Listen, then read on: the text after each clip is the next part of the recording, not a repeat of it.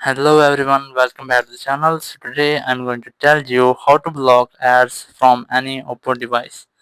If you are using an OPPO device and now you want to block or disable ads from your device, so let's see how can you do it. First, you have to open your phone settings. In settings, just scroll down and look for Google. Here's that, just tap on it.